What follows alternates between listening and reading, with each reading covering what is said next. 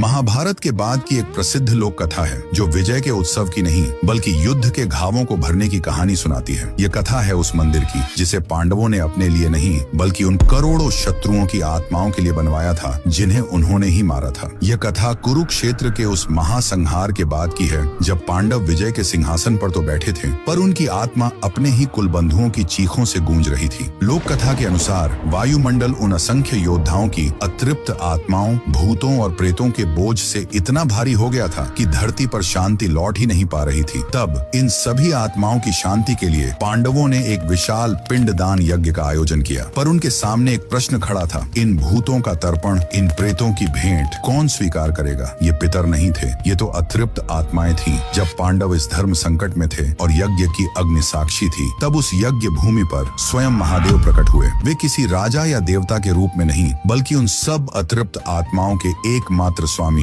भूतनाथ के रूप में प्रकट हुए। उन्होंने पांडवों से कहा, इन भूतों का तर्पण कोई और स्वीकार नहीं कर सकता, इनकी भेंट मैं स्वीकार करूंगा, मैं इन सब का स्वामी हूँ। यह कहकर उन्होंने उन करोड़ों अतृप्त आत्माओं की भेंट को स्वयं में समाहित कर लिया और उन्हें मुक्ति प्रदान की। उस दिन क्योंकि महादेव ने भूतों के ईश्वर बनकर उनकी मुक्ति का मार्ग प्रशस्त किया, वे भूतेश्वर महादेव कहलाए। कृतज्ञता से भरकर पांडवों ने उसी स्थान पर एक शिवलिंग की स्थापना की ताकि आने वाले युगों तक यह संसार यह याद रखे कि युद्ध का अंत शस्त्रों से नहीं, शांति और मुक्ति से होता है। यह पवित्र भूतेश्वर महादेव मंदिर आज हरियाणा के जींद शहर में रानी तालाब के मध्य में स्थित है। यह मंदिर हमें सिखाता है कि सबसे बड़ी विजय युद्ध जीतना नहीं बल्कि युद्ध के घावों को भरना है। उस भूतनाथ महादेव के सम्मान में जो शत्रुओं की आत्मा को भी शांति देते हैं, कमेंट्स में जय भूतनाथ महादेव अवश्य लिखें।